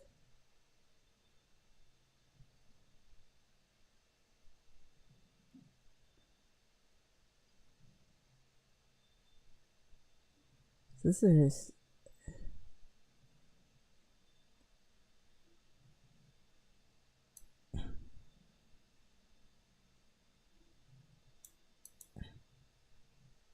so this is actually even saying it's even simpler. So let's see what this does. I think there's a reason why they want to get the component, but let's go ahead and just say text, score text, just to figure out, do it on point with what you need to say.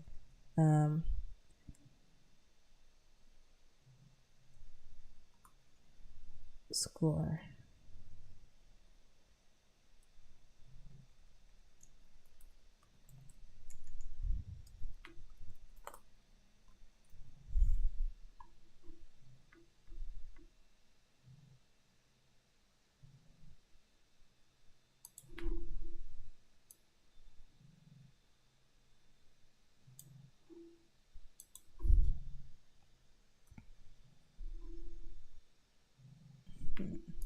Actually, let me just do this. I'm gonna take that out because I think I have it again in the update. Ready to test this. I'm gonna do get component TextMesh Pro UGY. Oh, oops.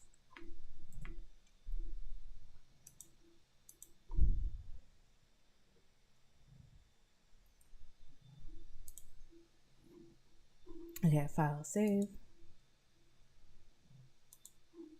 And debug log. Oh, that we should see in updated in the text. So file, save asset, and then the target hit. Want to make sure that that's aligned. So the score. Okay, we don't have anything related here to. Yeah.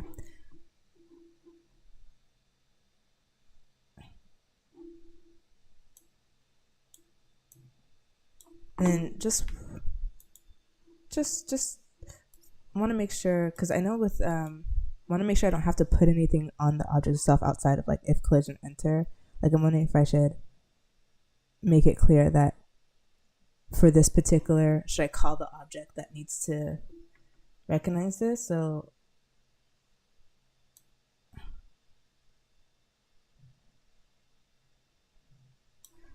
this is how I did it for my other project for White House. Let's see.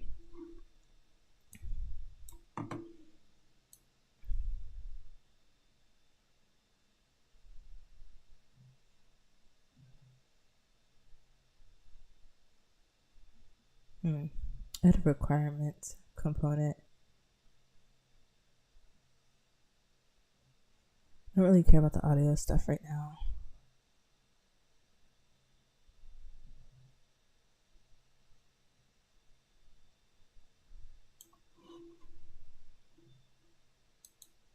Okay. Maybe I'll just put this here just in case. Require component. Type of collider. Yeah. File save. Okay. Someone's calling me.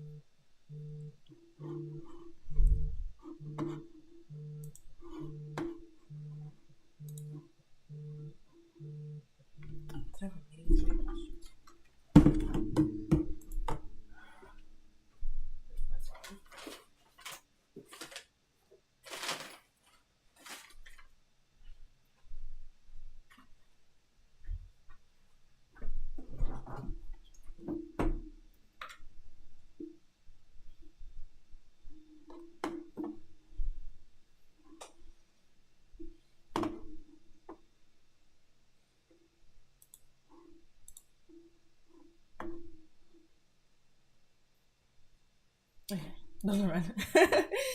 This happens. File save.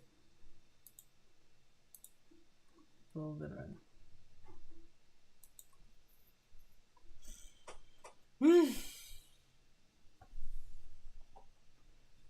More coffee.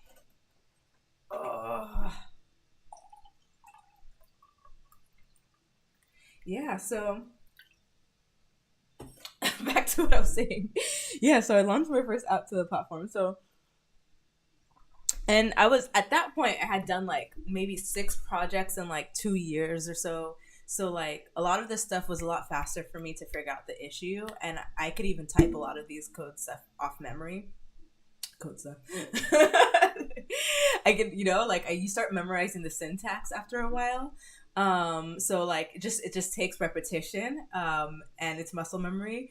And also too, like, I was also spending like months on my floor just doing this and like learning all these things, watching all these tutorials. And again, because everybody has a different way of doing something, sometimes it's like your unique case in terms of the way that you want to implement is not exactly the way that they're doing it. So watching a 10-minute tutorial might lead in not much. Like you might be able to take a piece of that tutorial, but all of it is not not helpful. Like 2 minutes of that tutorial might have been valuable, and like, okay, there's one way to do it, but like again, always syntax is different and the way that they're implementing it can be different each time. So okay, so and then also a lot of the tutorials are for 2D and it's just different for VR. Okay, so no, so this is not working because it's already not updating the.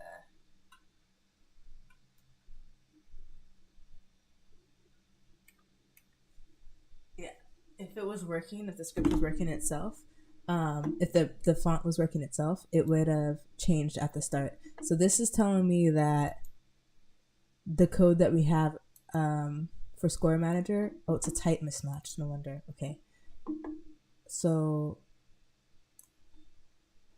oops, what did I do? Okay, let's try it again. Text. Let's try that. So it looks like it wasn't accepting that as an option. So open scenes, yeah, build and run. Save. Oh, cancel. Let me call this day 4.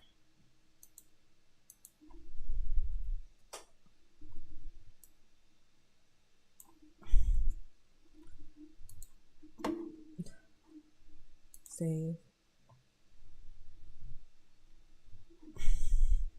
Yeah, so what was I saying?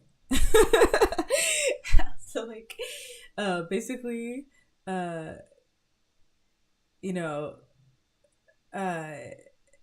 yeah, I was just kind of doing it every day, and so you start to get better and better and pick it up project after project after project. But it can be very demotivating. Like if you don't have a goal, if you don't have support, blah blah blah. Like sometimes people think because it's so difficult, they keep thinking it's them, which I keep doing myself. And obviously it's not. It's the environment. It's you're building on shifting sands. The syntax today is not going to be the syntax tomorrow, and then you forget to like check documentation, or sometimes the documentation just doesn't fit your use case, and that's just the nature of VR. Like has nothing to do with VR development in general. Like that has nothing to do with your skill set. I think you'd be surprised how many even like AAA studio developers are still like struggling with a lot of these things, and have the same issues or ask the same questions that I found myself asking. So that was something that was a big culture shock for me as a VR developer going into a company and working with AAA studios. It's like a lot of those questions that they're asking about like bugs and issues, and those are things that regular developers are facing, and it just completely made me realize how much I was ahead of the game, because some of them I already knew the answers to, and I was like, how are you AAA and you didn't know that? Like that's a very simple problem. So like but it's like I said, everybody's new into this, and everybody's new coming into every day, and then when they come in, they're brand new to it because everything has changed. So even if you were building VR 2 years ago, unless you were growing with the changes, someone like me can come in and you're back to a beginner state because you have to use a new version, which doesn't work with all the other things, and all the syntax is different. Like even TextMesh Pro, like that used to just be a third party asset, but apparently they've merged with Unity, so now it's the standard, and the call is different now. Where it used to be just text, now you have to say TextMesh Pro UGI, like and it's not intuitive so at all. So the community, it's a very strong VR developer community. Thankfully, that's constantly helping out. But did this building run? I'm talking about this whole time. I never. What time is it right now? 11:24. It says the last build is 11:24. Yeah.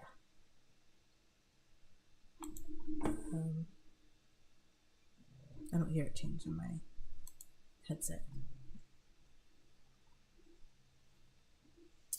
Okay, and then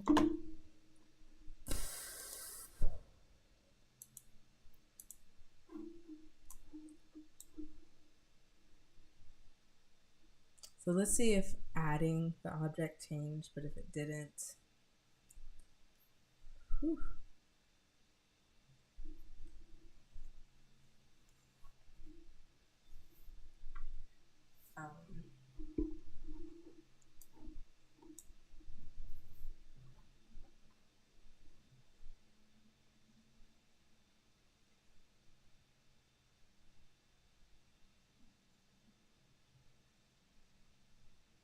Okay, loading. It's the Judgment Day. Oh gosh. Okay. Lord Jesus, where are you in times of hard troubles, in times of the struggle? Why is this not picking up?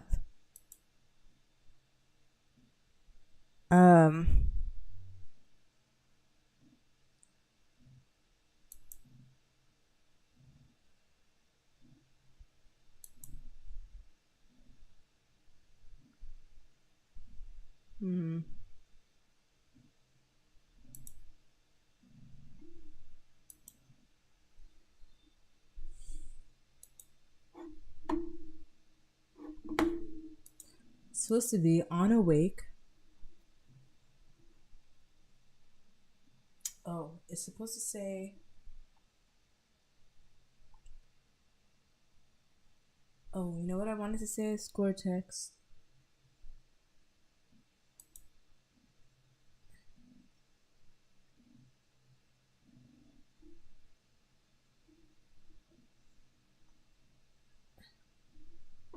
Let's try. Let's see, dot text.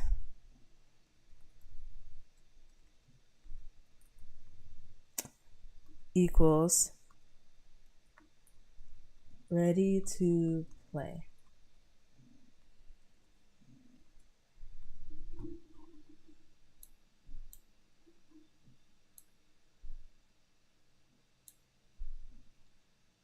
Plus the score.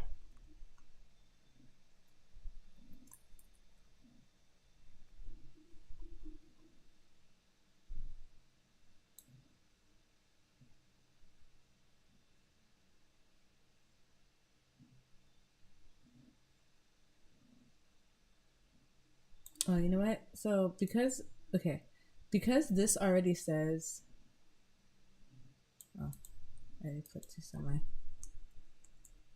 I don't need to actually define it. So because I'm defining it here as score component, I don't need to redefine it here in the update. So I already said score text equals get component text mesh pro UGY. Oh.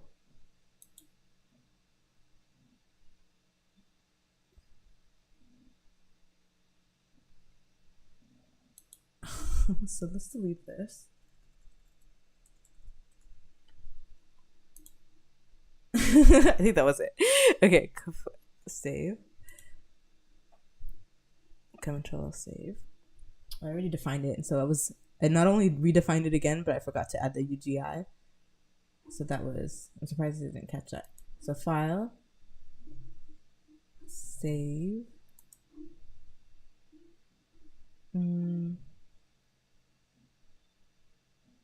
Okay.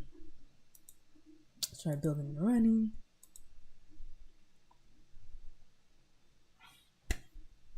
I think this is it. My spirit is moved. My spirit has jolted.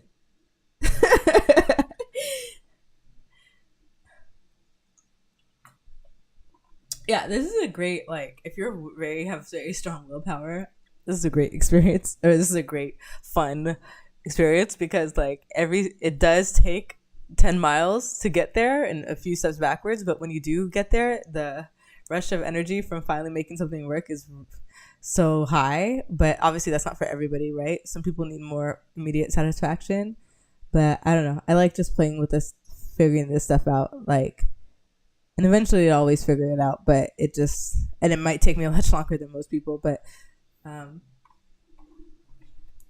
don't know, I just feel like that's 80% of the fun in this, when it's achievable, because it's all logic based too, right?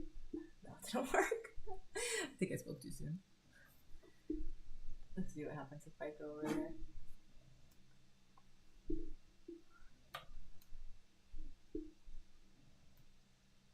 Let's go placeholder.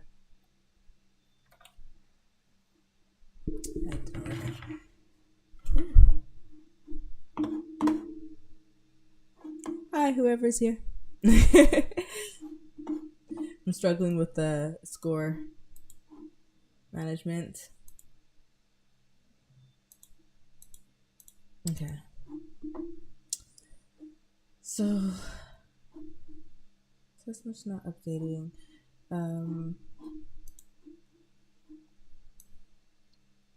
So defined score text, the object. On score text is get component.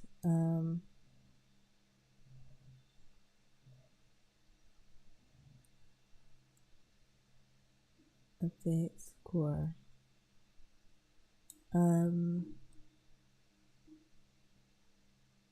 Yeah, so it should be showing this immediately. It should be showing score and then the score being 0 at the start. And the fact that it's not, means I'm not referencing it the right way, I guess.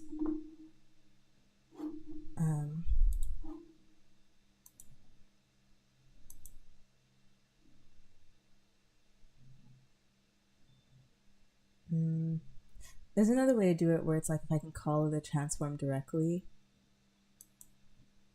the name.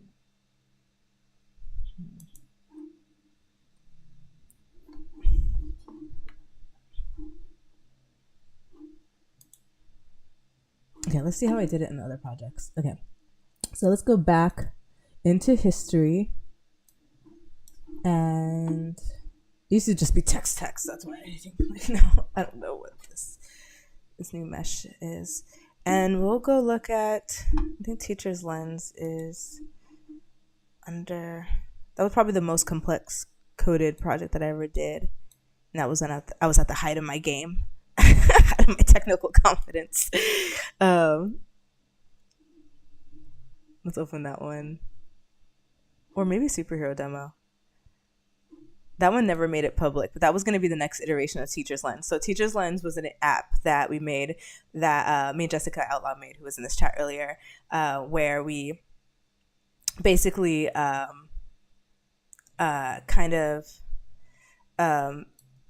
made it was a experience. We had to take a test. It was basically the implicit association test that Harvard created to like help us measure. It was an approach to measuring unconscious bias, and it did it by measuring your reflex in terms of associations, whether it was a negative or positive with certain identity traits, down to like the 1,000th millisecond. So like in that 10,000th millisecond, what the difference is before in terms of the average time it took for you to associate a positive with an identity trait or a negative with an identity